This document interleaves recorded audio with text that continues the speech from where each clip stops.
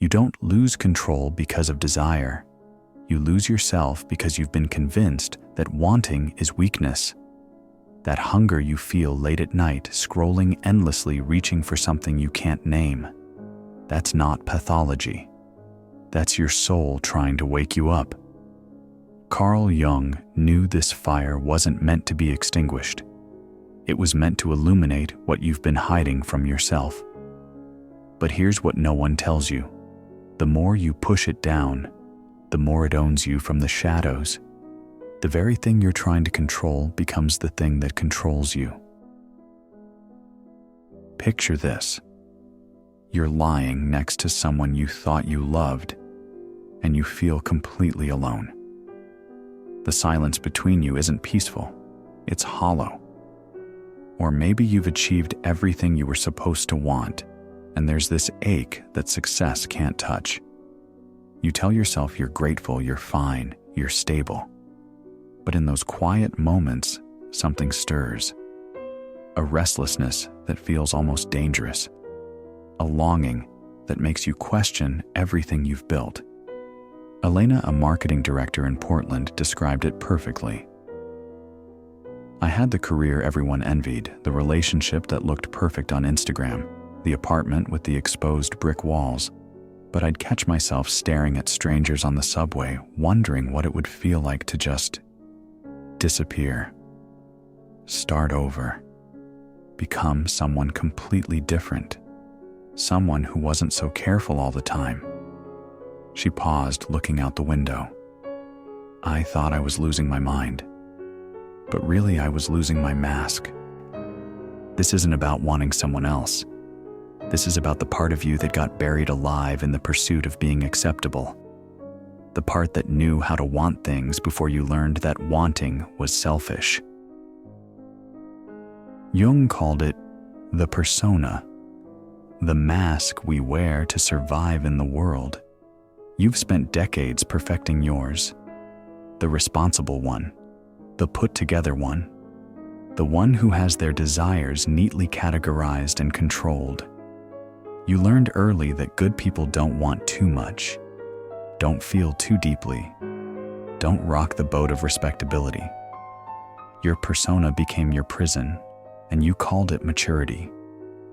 But here's what happens when you split yourself in half. The rejected parts don't disappear.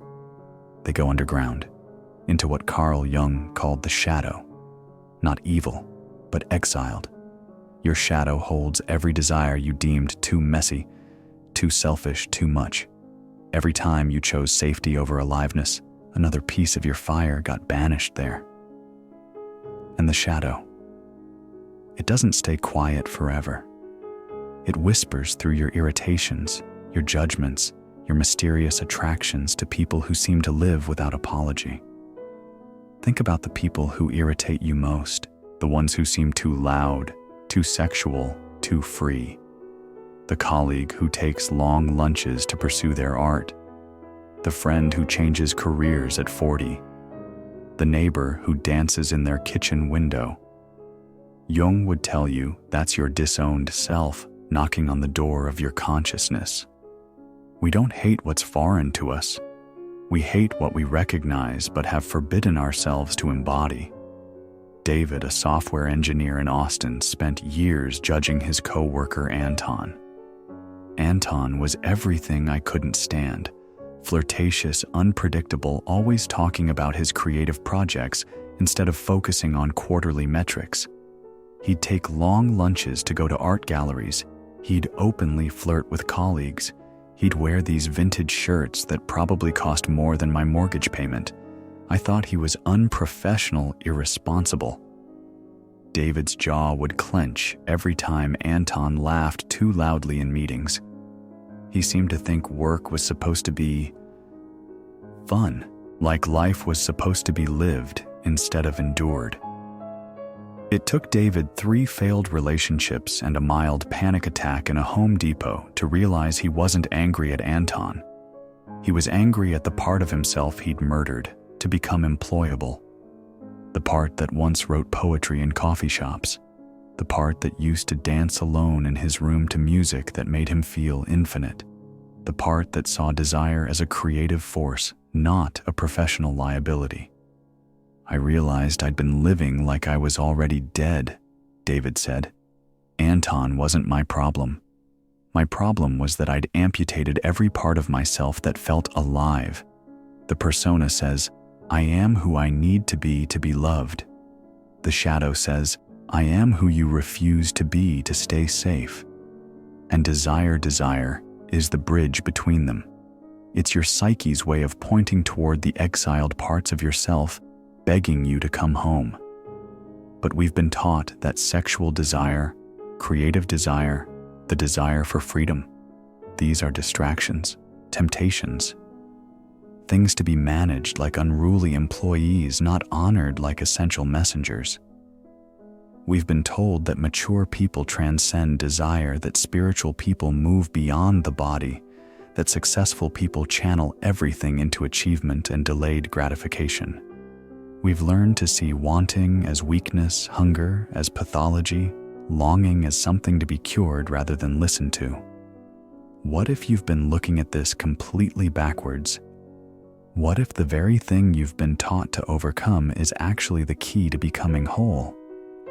Jung understood that libido, life energy, sexual energy, creative energy, isn't separate from spiritual development. It is spiritual development. This is the fuel of individuation, the journey toward becoming who you actually are beneath all the layers of who you thought you should be. When you repress desire, you don't become more spiritual. You become more split, more at war with yourself, more likely to project your disowned hunger onto others and call it love. You become someone who gives and gives and gives, then wonders why you feel so empty. Someone who achieves and achieves and achieves, then can't understand why success tastes like cardboard. The shadow doesn't just hold your rejected desires, it holds your rejected vitality, your rejected creativity, your rejected sense of your own worth. When you push down sexual desire, you're often pushing down the very life force that could animate your entire existence. This is why so many people feel dead inside despite having everything they thought they wanted. They've successfully buried their desires so deep that they've buried their aliveness with it. Here's the psychological twist that changes everything you think you desire other people. But what you're actually craving is the reunion with your own abandoned self. Every person you've ever been obsessed with carried a piece of your unlived life. Jung spoke of the anima and animus, the unconscious feminine and masculine energies within us. When these aspects of our psyche are undeveloped, unclaimed, we project them outward. We fall in love with our own potential reflected in someone else's face. We mistake projection for connection, hunger for love, fascination for compatibility. Kai spent his 20s chasing women who seemed mysteriously out of reach. I was addicted to the chase, he said, running his hands through his hair. The more unavailable they were, the more I needed them. I'd see a woman reading poetry in a coffee shop, and I'd convince myself she was my soulmate. I'd see someone dancing freely at a concert, and I'd project an entire future onto her. He'd follow them on social media, analyzing every post for clues about their inner world. He'd engineer coincidental meetings, crafting elaborate strategies to seem casually available. I thought I was in love, but really, I was in love with the idea of being someone who could access that kind of freedom.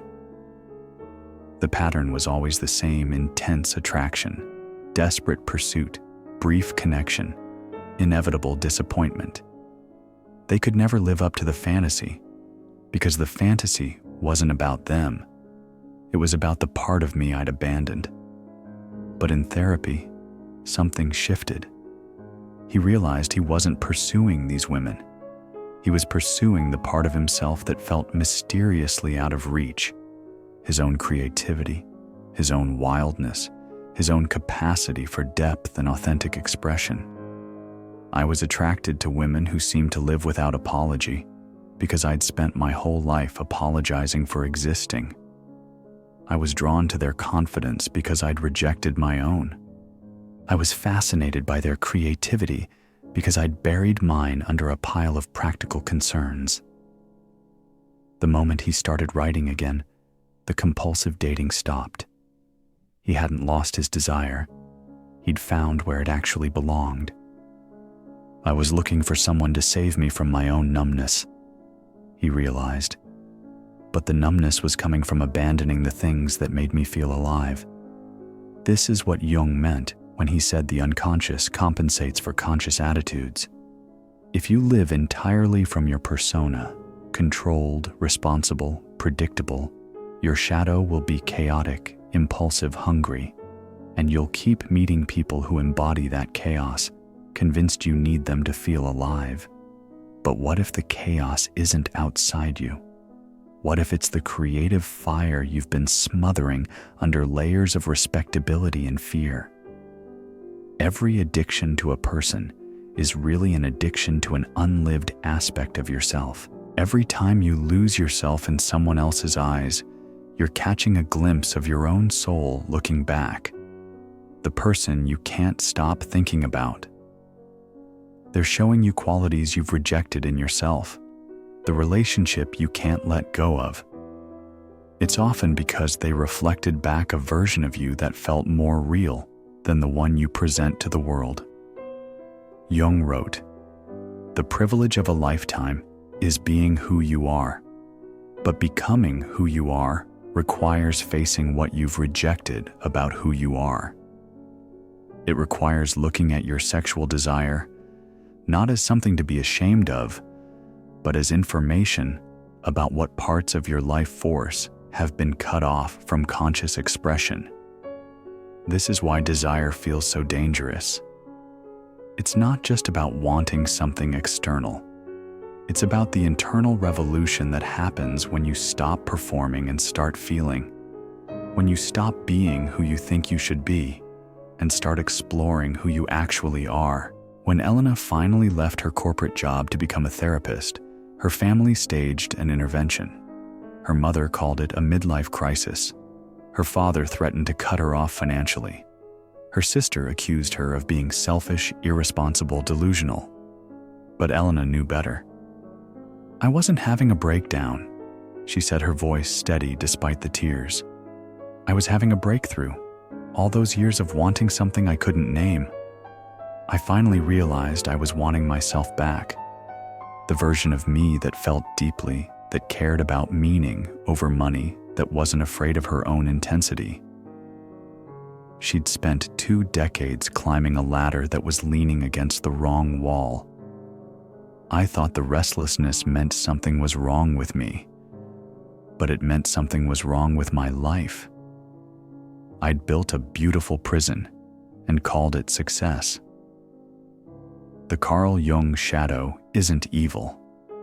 It's unlived potential waiting for permission to exist. It's creativity that got labeled as impractical. It's passion that got labeled as unprofessional. It's depth that got labeled as too much.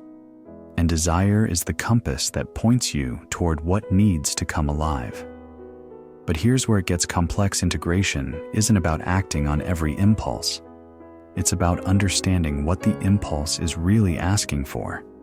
When you feel that pull toward someone unavailable, ask, what quality do they embody that I've exiled from myself?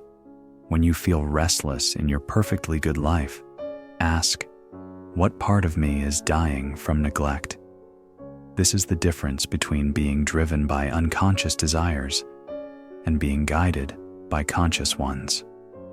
Unconscious desire is compulsive, repetitive, never satisfied. It's always looking outside for what can only be found within. Conscious desire is creative, generative, transformative. It uses the energy of wanting as fuel for becoming.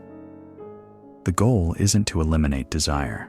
The goal is to understand its deeper message and honor what it's pointing toward in your own unlived life. The integration journey begins when you stop running from the fire and start learning its language. Instead of asking, "How do I get rid of this wanting?" you start asking, "What is this wanting trying to teach me?" Instead of, "How do I control my desires?" you ask, "How do I honor them without being enslaved by them?" This is what Jung called the transcendent function, the ability to hold opposites in tension until something new emerges. Not persona or shadow, but a third way that includes both. Not repression or indulgence, but conscious integration. Iris discovered this after years of swinging between extremes like a pendulum that couldn't find its center. I'd be the perfect girlfriend for months, supportive, accommodating, never making waves. I'd suppress every wild impulse, every creative urge, every moment of wanting something different. I'd smile when I wanted to scream. I'd say yes when everything in me was screaming no. She'd become an expert at reading the room, at morphing herself into whatever version would be most acceptable.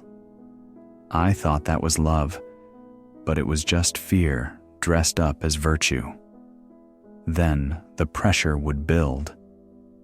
The suppressed energy had to go somewhere.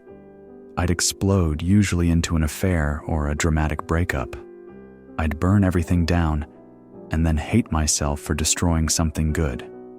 I thought I was just unstable, maybe borderline, definitely broken. But therapy revealed the pattern. She was starving her shadow until it took over completely. I'd repress, then act out in ways that confirmed my worst fears about myself. I was living proof that desire was dangerous, that I couldn't be trusted with my own feelings. The turning point came when she started small acts of integration. She joined a dance class, not because she was good at it, but because moving her body felt like coming home to something she'd forgotten. She started saying no to social obligations that drained her energy even when people called her selfish. She let herself flirt, not to betray her partner, but to reclaim her own aliveness and sense of personal magnetism. I realized I'd been treating my sexuality like a dangerous weapon I had to keep locked away. But it wasn't a weapon. It was a river, and rivers need to flow. She began painting again, something she'd abandoned in college because it wasn't practical. Her first painting was terrible, an angry swirl of red and black that looked like a child's tantrum, but it felt like breathing after holding her breath for years. I stopped seeing desire as the enemy of commitment and started seeing it as the fuel for authentic connection. The more I owned my wildness, the more present I could be in my relationship. I wasn't trying to get my partner to carry all my unlived energy anymore. This is the paradox. Jung understood the more fully you inhabit your whole self, the more capable you become of genuine intimacy. Because you're not unconsciously demanding that others carry the parts of you that you've rejected. You're not looking for someone to complete you. You're looking for someone to meet you as one whole person relating to another whole person. When you integrate your Carl Jung shadow, several things happen simultaneously. You stop looking for saviors. You stop trying to be saved. You start taking responsibility for your own aliveness instead of expecting others to animate you. The desires don't disappear. They transform from desperate hunger into creative fuel. Sexual desire becomes less compulsive and more conscious. Instead of using sexuality to escape from yourself, you begin to experience it as a way of expressing your full aliveness. Instead of seeking validation through desire, you start seeking connection and creative expression. The difference, Iris said, is that I stopped using my sexuality to get something from others and started using it to express something authentic in myself. It stopped being about proving I was desirable and started being about feeling alive. True healing isn't about learning to live without desire. It's about learning to live with it consciously as an ally rather than an enemy. Your libido, your life force, was never meant to be a burden you carry. It was meant to be a river you learn to navigate. When you dam it up completely, it becomes destructive, flooding your life in unexpected ways. When you let it flow without any conscious direction, it becomes chaotic, carrying you away from your deeper values and authentic self. But when you learn to channel it consciously, it becomes the source of everything creative and alive in your life. Instead of asking, "Who do I want?" start asking, "What is this energy in me calling for?" Maybe it's not a person you need. Maybe it's a poem that needs to be written, a dance that needs to be danced, a conversation that needs to be had, a dream that needs to be honored, a creative project that's been waiting for your attention. Maybe that restlessness isn't a sign that something's wrong with your life. Maybe it's a sign that something's trying to come alive in your life. Maybe that attraction to someone who seems so free isn't about them at all. Maybe it's about the freedom you've denied yourself. David started small. Instead of scrolling social media during his lunch breaks, he'd walk to the park near his office and write in a notebook. At first, nothing came. Then fragments. Then poems that made him remember why he'd fallen in love with words in the first place. "I thought I'd killed that part of myself," he said. "But you can't kill the soul. You can only put it to sleep." And desire was its way of trying to wake up. The Carl Jung shadow work isn't about becoming someone different. It's about becoming who you've always been underneath the layers of who you thought you should be. It's about reclaiming the exiled parts of yourself and learning to express them in ways that honor both your depth and your relationships. Start small. Notice what makes you feel most alive and most ashamed simultaneously. That tension. That's where your integration work lives. Notice the people you judge most harshly, that projection. That's your disowned gold, the very qualities you need to reclaim to feel whole. And when desire arises, sexual desire, creative desire, the desire for freedom or depth or meaning, don't automatically label it as something to overcome. Ask it what it knows. Ask it what it's trying to bring to life. Treat it as information about what aspects of your authentic self are seeking expression. Elena keeps a journal now. When she feels that familiar restlessness, instead of judging it or trying to fix it, she writes, "What part of me is trying to speak? What have I been neglecting? What wants to be born through me?" Desire became my teacher instead of my enemy, she said. It stopped being about what I lacked and started being about what was trying to emerge. You don't need to kill desire. You need to stop being afraid of what it might reveal about who you really are. You don't need to conquer your shadow. You need to integrate it. Honor it. Let it show you the parts of your soul that have been waiting in exile, hoping for the day you'd be brave enough to bring them home. The moment you stop running from your own fire is the moment you stop burning down your life trying to contain it. Jung said, "I am not what happened to me. I am what I choose to become." But you can't choose to become who you are until you're willing to face who you've been afraid to be. Your desires aren't your destruction. They're your compass home. They're pointing toward the unlived life that's still possible, the creative fire that's still burning, the authentic self that's been waiting for permission to exist. If this touched something in you, something that's been waiting to be seen and reclaimed, share it.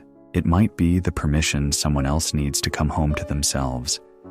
The revolution isn't out there. It's in here. And it starts with the courage to want what you want, feel what you feel, and trust that your soul knows the way back to who you've always been.